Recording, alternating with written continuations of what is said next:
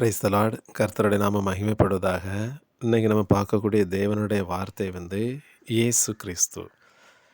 இயேசு கிறிஸ்துவை வச்சு நம்ம இன்னைக்கு பார்க்க போகிறோம். அதுக்கு முன்னாடி ஒரு சின்ன தலைப்பு வச்சு பார்ப்போம். பாவ நிவிர்த்திக்கும் பாவ மன்னிப்புக்கும் உள்ள வித்தியாசத்தை நம்ம அதை பார்த்துக்கிட்டு அதன் பிறகு இயேசு கிறிஸ்து வச்சு பார்ப்போம். பாவ நிவிர்த்தினா என்னது? பாவ மன்னிப்புன்னா என்னது? இப்போ நம்ம இருக்கிறது கிருபையினுடைய காலத்தில் இருக்கிறோம். நியாயப்பிரமாணத்தினுடைய காலத்தில் நம்ம இருக்கிறது கிருபையின் இயேசு கிறிஸ்துவனுடையாக பெற்ற அந்த கிருபையினுடைய காலத்தில் நம்ம இருக்கிறோம். பழைய ஏற்பாட்டின் காலத்தில் அவங்க ஆடோ மாடோ தேவன ஆசரிப்பு கூடாரத்துக்குள்ள ஆசரி பலிபீடத்தில் கொண்டு வந்து அவங்க கெட்டிக்கிட்டு அந்த இரத்தத்தை சிந்துறாங்க, சிந்திக்கிட்டு மாமிசத்தை தகனிக்கிறாங்க. இதை தேவனுடைய வேதம் சொல்லுது. இது பாவ நிவிர்த்தி. அதாவது பாவ இரத்தத்தை சிந்தி மாமிசத்தை தகனிக்கணும். அதாவது இரத்தத்தை சிந்தி மாமிசத்தை தகனிப்பது பாவ நிவிர்த்தி. அதுக்கு ஒரு வசனத்தை பார்ப்போம். நம்ம நிறைய வசனங்கள் இருக்குது. பழைய ஏற்பாட்டில் இருந்து நம்ம ஒரு வசனத்தை கூட்டிட்டு பார்ப்போம். லேவி ராகமம் 4வது அதிகாரம் 35வது வசனம் பார்ப்போம். லேவி ராகமம் 4வது அதிகாரம் 35வது வசனம். சமாதான பலியான ஆட்டுக்குட்டியின் கொழுப்பை எடுக்கிறது போல் அதன் கொழுப்பு முழுவதையும் எடுத்து கர்த்தருக்கு இடப்படும் தகன பலிகளைப் போல பலிபிடத்தின் மேல் ஆசாரியன் தகனிக்கிடும். இவ்வண்ணமாய் நம்மளுக்கு தேவையான வார்த்தைகள் கிளர்கூடி மேல் எழுத விட்டுரும். இவ்வண்ணமாய் அவன் செய்த பாவத்துக்கு ஆசாரியன் பாவ நிவிர்த்தி செய்ய கடவன், அப்பொழுது அது அவனுக்கு மன்னிக்கப்படும்.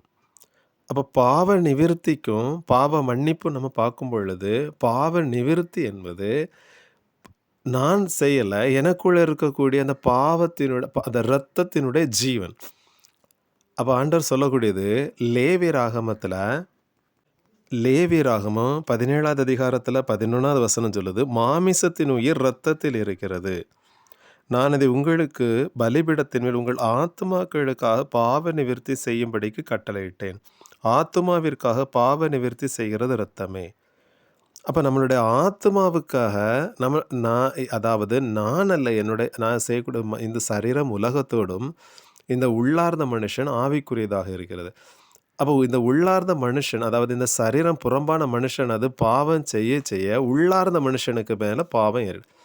அப்போ இந்த உள்ளார்ந்த மனுஷனுக்காக பாவ நிவிர்த்தி செய்கிறது இரத்தமே. அப்போ தேவ சமூகத்தில் அவங்க ஆடோ மாடோ கொண்டு வந்து அவங்க பலி செலுத்தும் பொழுது அவங்க என்ன பண்ணுறாங்கன்னா, அந்த ஆடோ மாடோ அந்த இரத்தத்தை சிந்துறாங்க. பலிபீடத்தில் சிந்தி மாமிசத்தை என்ன பண்ணுறாங்க? தகனிக்கிறாங்க. இதுதான் பாவ நிவிர்த்தி.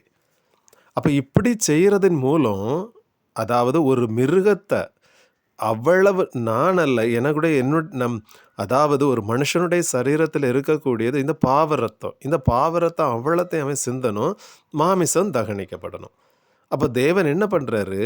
அப்போ நம்மளை மீட்டு கொள்றதற்காக, ஏன்னா நம்மளை அவ்வளவு தேவன் நேசித்திருக்கிறார், அதனால் தேவன் செய்யக்கூடியது பாவ நிவிர்த்தி நம்ம மேலே செய்யலை, அந்த மிருகத்துக்கு மேலே பாவ நிவிர்த்தி செய்து நம்மளுக்கு தேவன் பாவ மன்னிப்பு தந்திருக்கிறார்.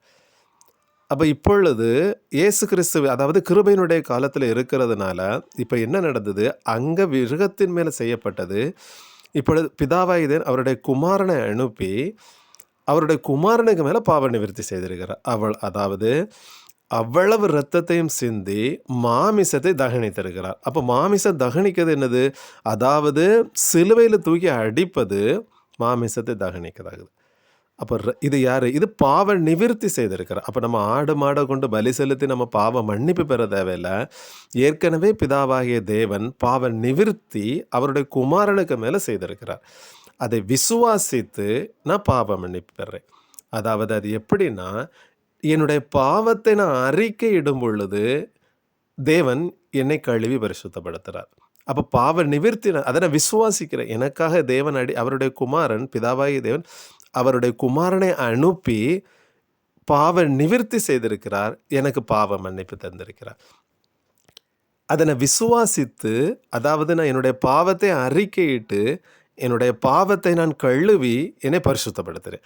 அப்போது அதனால் எனக்கு என்ன கிடைக்குது? பாவ மன்னிப்பு கிடைக்குது.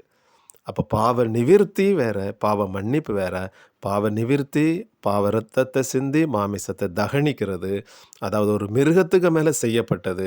அதனால பழைய ஏற்பாட்டு காலத்துல ஒரு மீட்பு வந்தது. ஆனா நம்மளுக்கு இப்ப அவருடைய குமாரனை அனுப்பி தேவன், அவருடைய குமாரனுக்கு மேல அவ்வளவு ஆக்கினை செலுத்தியிருக்கிறார். வசனத்த பார்க்கல இன்னைக்கு. அவருடைய குமாரனுக்கு மேல அவ்வளவு ஆக்கினை செலுத்தியிருக்கிறார். அத விசுவாசிக்கிறேன். அதனால எனக்கு என்ன கிடைக்குது? எனக்கு பாவ மன்னிப்பு தேவன் தந்திருக்கிறார். பாப்போம், நம்ம அடுத்த வசனத்துக்கு போவோம். இயேசு கிறிஸ்துவை பற்றி பார்ப்போம். மத்தேயு 1வது அதிகாரத்துல 21வது வசனத்தை நம்ம பார்ப்போம். அவள் ஒரு குமாரனை பெறுவாள், அவருக்கு இயேசு என்று பெயரிடுவாயாக. ஏனெனில் அவர் தமது ஜனங்களின் பாவங்களை நீக்கி அவர்களை ரட்சிப்பார் என்றான். அந்த வசனத்தை திருப்பி பார்ப்போம். ஏனெனில் அவர் தமது ஜனங்களின் பாவங்களை நீக்கி அவர்களை அப்ப ரட்சிப்புங்கிறது என்னதா அது அடையாளம் வருதுன்னா, பாவங்களை நீக்குவது ரட்சிப்பு. ஓகே, அப்போ ரட்சிப்புனா என்னது? பாவங்களை நீக்குவது ரட்சிப்பாகுது.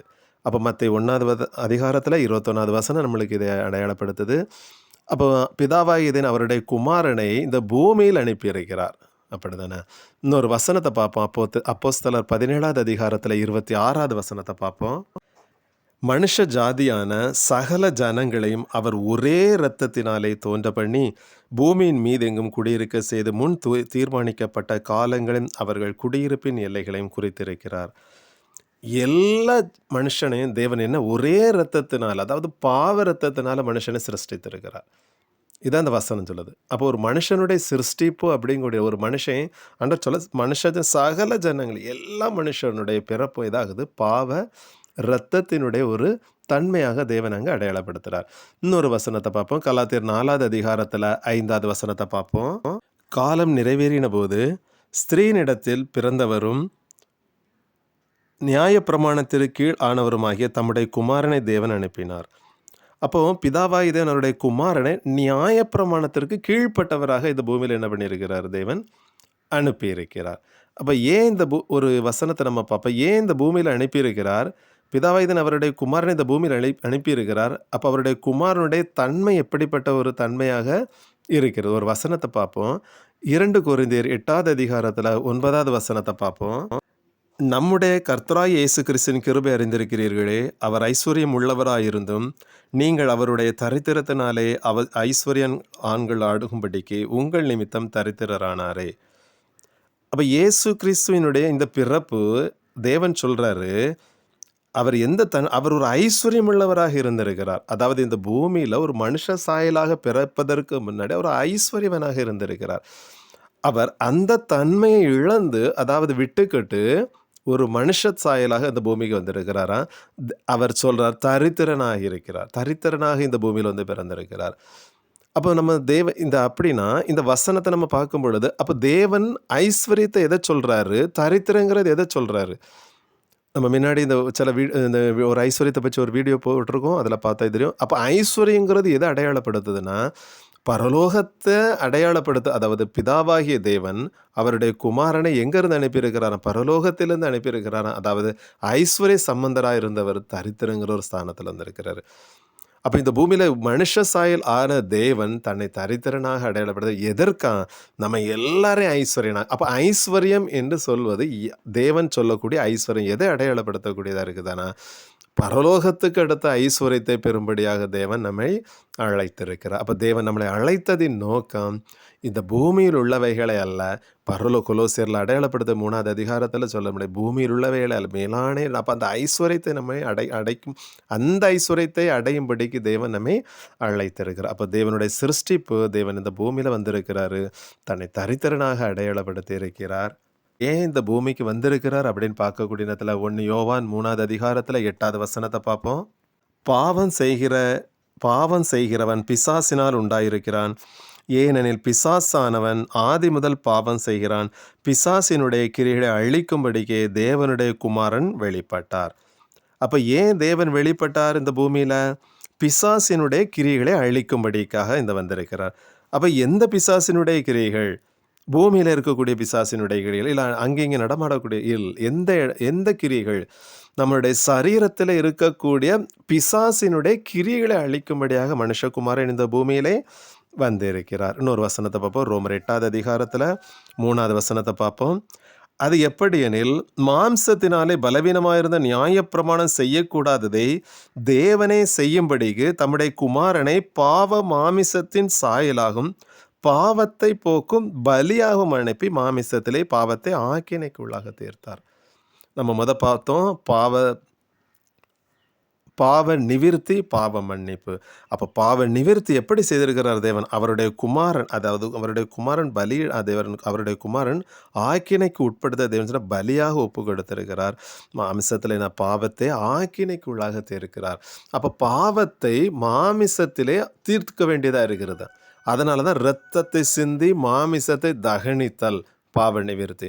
அப்போ நான் பலியிட வேண்டிய இடத்துல பிதாவைதன் அவருடைய குமாரனை அனுப்பி அந்த இடத்துல அவருடைய குமாரனை பலியாக ஒப்பு கொடுத்திருக்கிறார். நம்மளை மீட்டு எடுத்திருக்கிறார். இதுதான் நம்மளுடைய விசுவாசம். நம்ம இந்த பூமிக்குரியவர்கள் அல்ல, நம்ம பரலோகத்திற்கு உரியவர்கள்.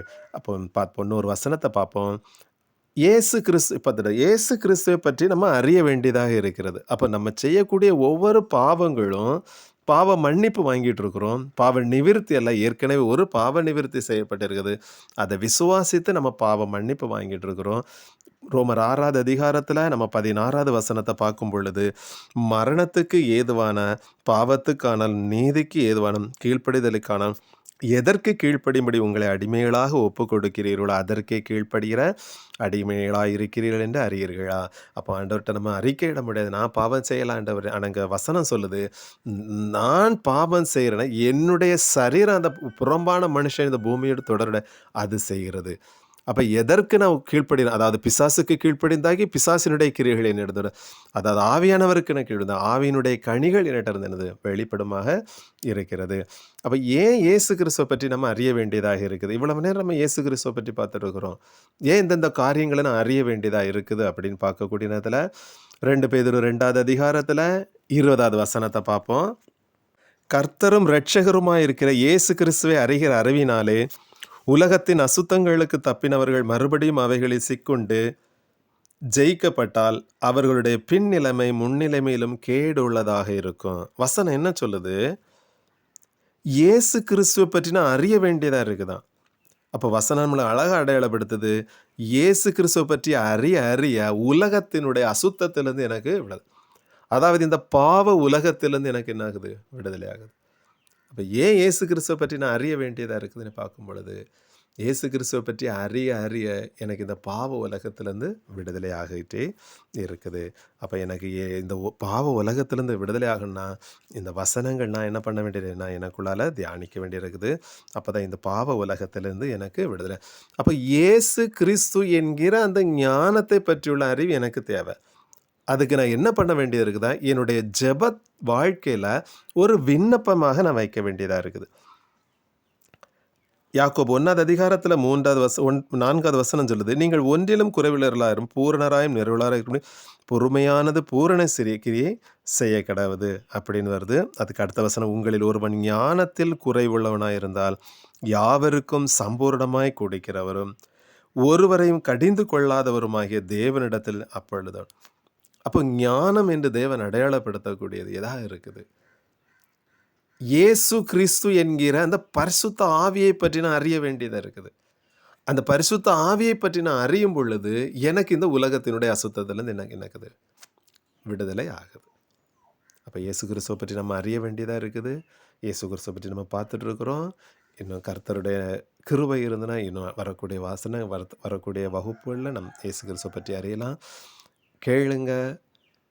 இந்த உலகத்தினுடைய அசுத்தத்திலேருந்து நம்ம விடுதலை ஆக வேண்டியது இருக்குது. பாவ உலகத்திலேருந்து நம்ம விடுதலை ஆக வேண்டியது இருக்குது. அதுக்கு தான் இயேசு கிறிஸ்துவை பற்றி நம்ம அறிய வேண்டியது.